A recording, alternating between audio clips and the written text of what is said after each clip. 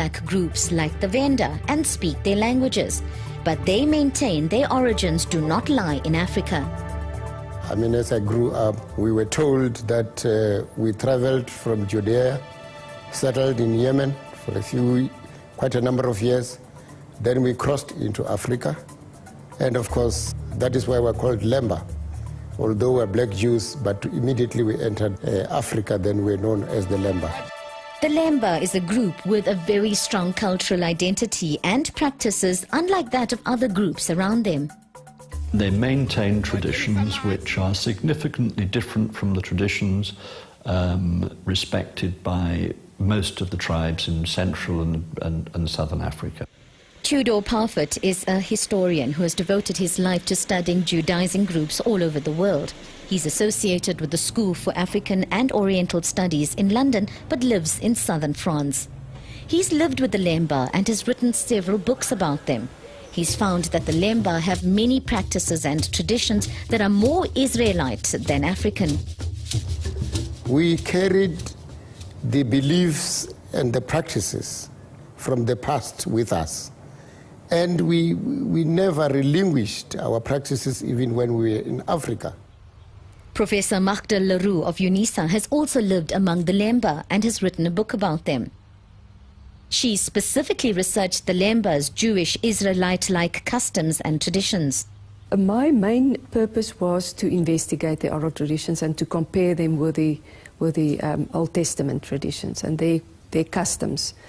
And it was fascinating to me to discover that their way of celebrating the new moon is even older than that of the Jewish people today. And it's interesting that the Lemba still have the pre-Talmudic way of celebrating the new moon. And that is traceable. So, Magda believes that the Lemba have many practices that point to an ancient Israelite origin. That has been confirmed also through our practices. The fact that we don't partake of pork, the fact that we get circumcised at a very young age, and there would be rituals which would be held immediately after circumcision, which we continue to do now. But the slaughtering, what we do is we use kosher. And the way you cut the animal, you must cut it once so that immediately it actually dies. And of course it must bleed. And bleeding has got to do with purification of the meat that you are going to eat. All of these customs closely resemble ancient Israelite practices and have made them distinct from other black groups. Throughout history, they've been commented upon by early Arab traders centuries ago and by more recent European explorers who came into contact with them. They're also known as Kruger's Jews because as a group they had a good relationship with President Paul Kruger. They've also been called the Black Jews of Southern Africa. But how seriously can one take their oral traditions that claim they are descendants of ancient Israel who have journeyed from Jerusalem to the Yemen and then later on into Africa? I decided to take them seriously. You know, I mean, it's difficult for our Western mind to believe those kind of things, you know, if you can't prove it. But even with proof, it's difficult for some people to believe. Nobody believed in their story. Certainly the local Jews did not believe in their story, and most of them still do not. The whites among whom they lived didn't really believe in their story. While there was doubt about the Lemba's claims, serious research into their practices and traditions continued. In the 1980s, their music was analyzed by Professor Margaret Nabarro, and she concluded that at some stage they had contact with the Middle East. Magda Leroux studied their cultural practices intensely for many years and concluded that they showed remarkable similarities to ancient Israel. Further indications that the Lemba indeed had contact with the Yemen, just like they had claimed, was found by Tudor Parfitt. On a trip to Yemen, he traveled with a local guide. And I told him about my research with the Lemba and how they claim to be from a place called Senna. And he clapped his hands together and said, "I know where that is." And he brought out an ancient map of the Hadramaut. And indeed, right at the end of the Wadi, there was this place called Senna. So Next day, went with the Mukhtar in a jeep right to the end of the wadi. We found this place. There are still people living there. And then we discovered that a whole range of local tribal names were exactly the same as the tribal names of the Lemba. All of this was really intriguing, but far from proof of their claims. Then, cutting-edge science got involved.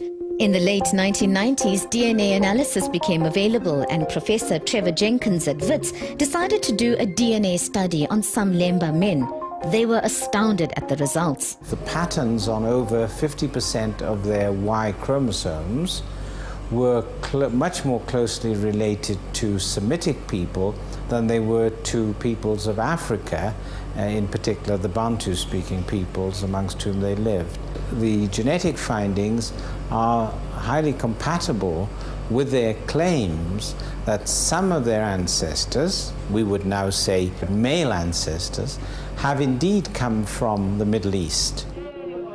Within a few years, more sophisticated DNA analyses were done, and Tudor Parfitt and Magda Leroux collected the DNA of 136 male Lembas. They were compared with a whole range of African samples and, of course, a whole range of Jewish samples from different parts of the world. It was a very major study.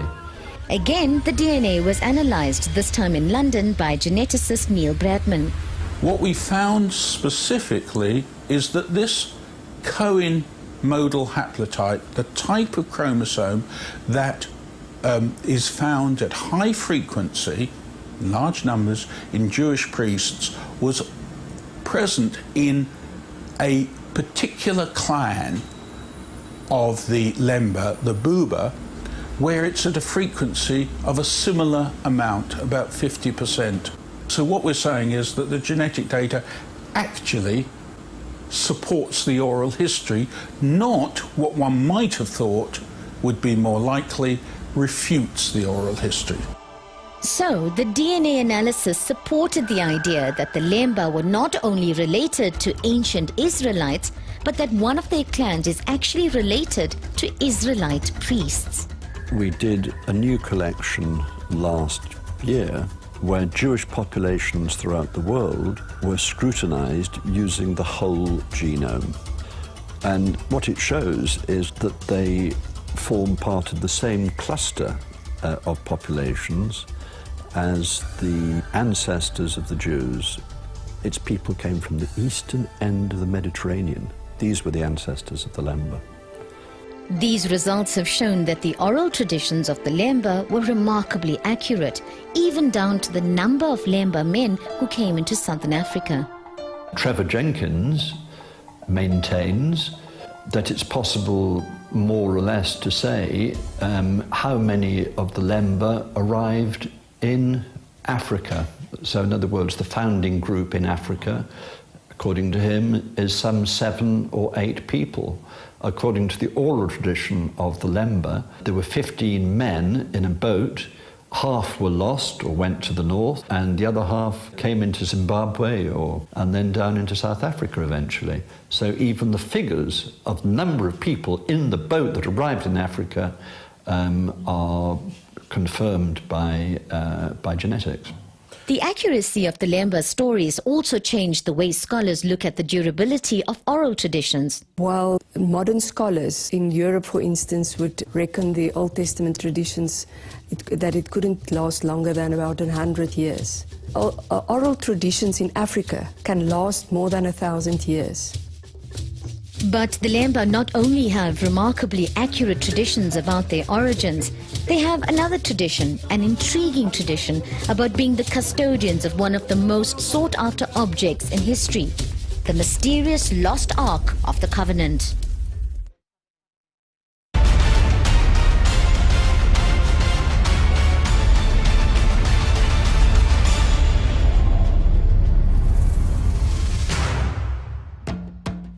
Modern science has supported the claims of an age-old oral tradition of a peculiar group of people in southern Africa. They've claimed since time immemorial that they are descended from ancient Israel and that they journeyed first to a place called Senna in Yemen and then to southern Africa where they settled. Remarkably, a number of DNA studies confirmed these oral traditions to a significant degree. But the Lemba have another intriguing and ancient oral tradition, a tradition about their involvement with the legendary Ark of the Covenant. Joe Ralinga grew up with this tradition. We traveled from Yemen into Africa, traveled from the north and came into southern Africa. And indeed, we carried the Ark, which was a holy drum, and I think it still remains holy now. The Lemba refer to this object they identify with the Ark as the Ngoma Lungundu, the drum of God. When Tudor Parfitt lived with the Lemba in Zimbabwe, he also encountered stories about the Lemba and the Ark. After my first journey through Africa, trying to determine the origins and the roots of the Lemba, I wrote my first book on them. And in it I mentioned the traditions of the Ngoma Lungundu, which comes from an Arabic source. And so in this particular case, a medieval traveller views a group of people travelling south, and they are carrying a mighty drum, and it is referred to by the name of Arahim. Now, Arahim could be Arabic, sounds like it might be Arabic for the All-Merciful, one of the names of God. It could also be a slight transformation of the Hebrew word for God, which is Elohim. L and R are often transposed, so it could be a different form of Elohim. Elohim is the Hebrew word used to refer to God, and Parfitt says that if this is the case, men carrying the object clearly had to have some connection with ancient Israel. Magda learnt about the traditions of the Ngoma Lungundu from the Lemba themselves. And they told me, yes, we were the carriers of the Ngoma Lungundu. The priestly family of the Lemba, the Buba, the Kohanim, they were the carriers of the Ngoma Lungundu, and they carried it from the east coast of Africa southwards into Africa. Richard Wade is an astronomer and historian with a special interest in the Lemba. He also came across a tradition linking the Lemba and the Ngoma Lungundu with remarkable parallels to the stories about the Ark of the Covenant. As they go south, they meet different people who are hostile, and they incorporate the people simply by beating the drum, and the people die and they are killed. The drum would be used in the same way as the biblical Ark of the Covenant. Reports about this strange object have been circulating for many years, and early European explorers in the area of southern Africa have also commented on it. The earliest story that I could get about the Ngoma Lungundu was recorded by von Sickert in 1952. He was a missionary who worked among the Lemba people in Zimbabwe, and he actually observed the similarities between the Ark of the Covenant and the Ngoma Lungundu. That was in the 1950s. He really did know them, he lived with them, he spoke the language, he wrote a good deal about their traditions. Some of the oral traditions of the other tribes in southern Africa also point to the Lemba being custodians of a very special object. At the Zata Ruins Museum, the curator Mpho Tikosi says the Lemba and Venda ancestors met up in Central Africa and journeyed together to southern Africa. With them came the Ngoma Lungundu, and only the Lemba priests were allowed to carry it. So they were given instructions on how to treat this drum, because it was not supposed to touch the ground. If it touches the ground, great calamities will happen to that community, and they were not supposed to touch it with their bare hands. Even the Balemba who were chosen to carry it, if you touch it, you die instantly. So this drum had magic. So they were given the drum in order to protect them when they were moving from Central Africa to the south until they arrived here. So if they meet the enemies on the way, they will beat it once. They had a person called the high priest, Zomoladzim, who was responsible for carrying the messages from the gods to the people. So he was the one who was responsible for beating the drum if they meet the enemies on the way. So if he beat the drum once, the enemies will fall asleep. And then the other thing is that if they have drought when they are on the way, the high priest will beat it 5 times, and then rain will start pouring at the same time. So, an independent tradition from within the Venda people also confirms the existence of an object, perhaps drum-like, that was carried only by Lemba priests and which functioned much like the Ark of the Covenant. But how feasible are the stories about linking the Lemba and the Ark of the Covenant? Tudor Parfitt has devoted much of his academic career researching the Lemba traditions and the possibility that they possessed the Ark. Over the years, he's developed a special relationship with the Lemba. I was actually commissioned by Mativa, who was then the indisputable head of the Lemba, to find the Ngoma. And so that became an obsession. According to the Bible, the Ark was created by Moses and helped the Israelites through many wars. It eventually ended up in the Temple of Solomon. That's the last we read of the Ark in the Bible. But what did the Ark look like? There are actually two depictions of the Ark in the Bible.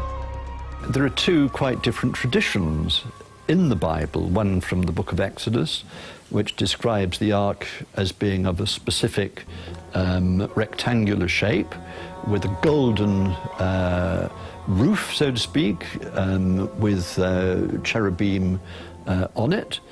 And the other one is a simple wooden object made from the acacia tree that was carved and fashioned by Moses.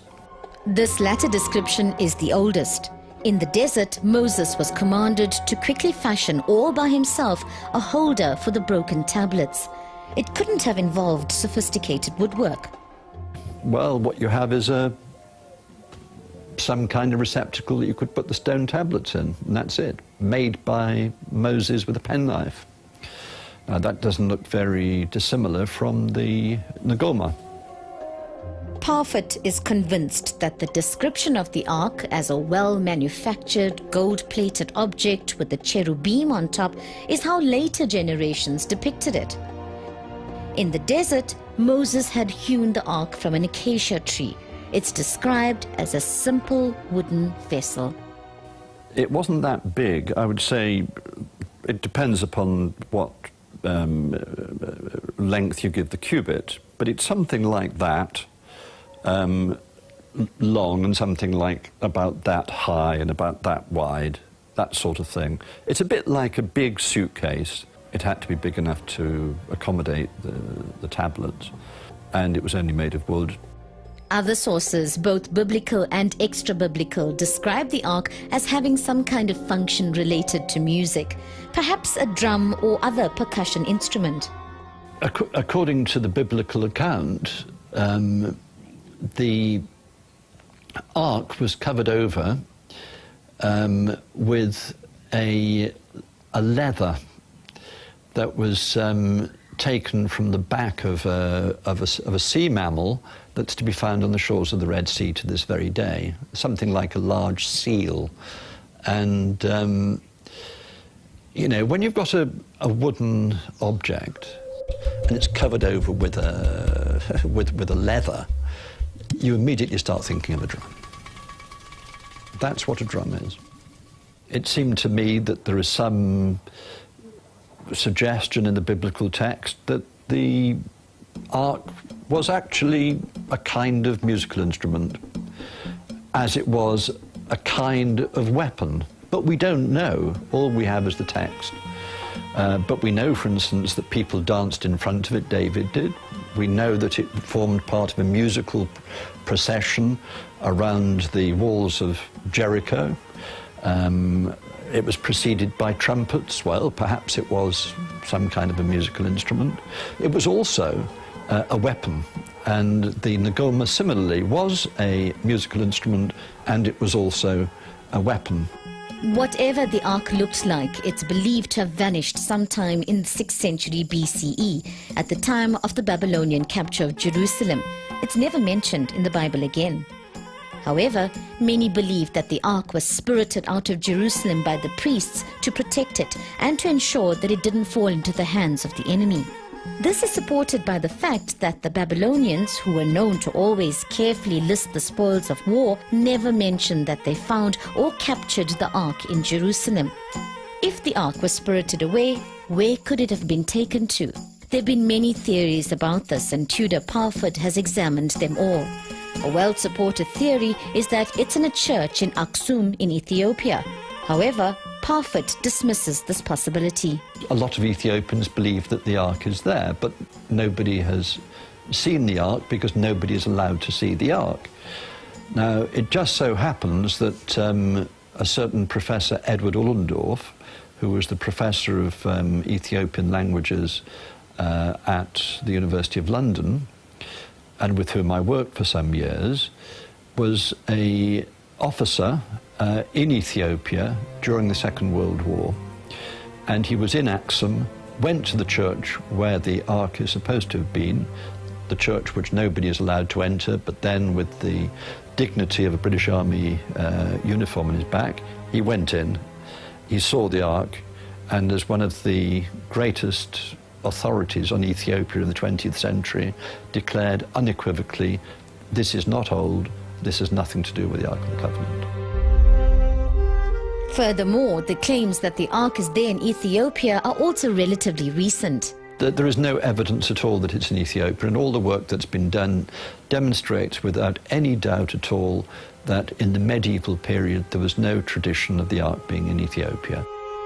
Parfitt also examined claims that the ark had been taken to Elephantine in Egypt, but couldn't find any solid evidence that it was ever taken there. At some stage, he was even summoned to Papua New Guinea, where a tribe claimed they had seen the ark on the bottom of a lagoon. And I thought, well, it would be interesting to go on to Papua New Guinea and go to the lagoon on the Fly Estuary where the Ark of the Covenant apparently was sitting, but nothing was seen, nothing could be seen, and that was the end of that. And I kind of thought it was interesting that the tradition was believed in with such passion. When none of the theories panned out, Tudor decided to follow the advice of a mentor who told him that in the quest for the ark, he should follow the priests because they were always the custodians of the ark. And DNA analysis had placed Israelite priests associated with an ark-like object, first in Yemen, and then later the same group surfaced in southern Africa. As time went by, Parfitt became more and more convinced that the lost ark could possibly be somewhere in southern Africa.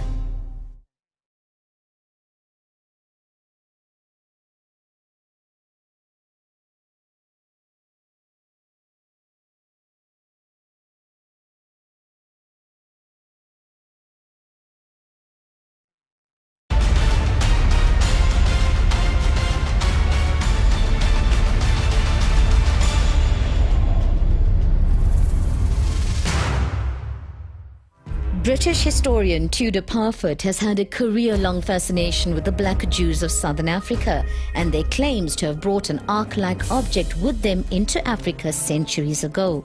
He had examined textual, archaeological and medical evidence and was sure that their oral tradition about their association with the ark was not that far-fetched.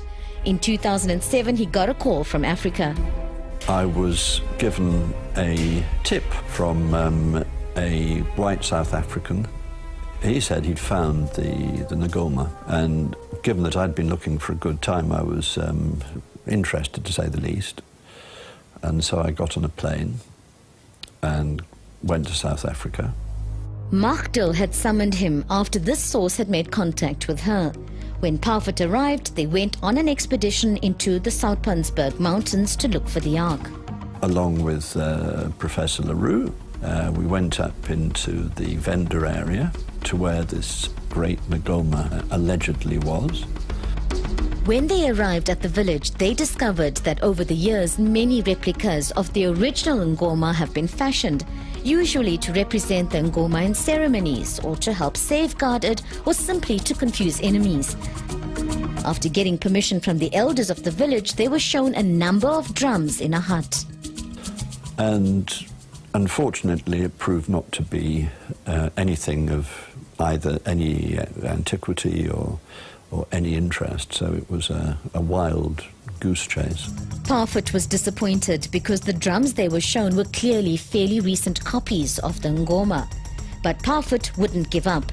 He again scrutinized his sources and recalled a book by Harold van Sickard, the missionary who, in the 1940s, studied the Lemba intensely. In his book, he claimed to have found the Ngoma in a cave in the Soutpansberg Mountains. He had found the Ngoma by following oral traditions.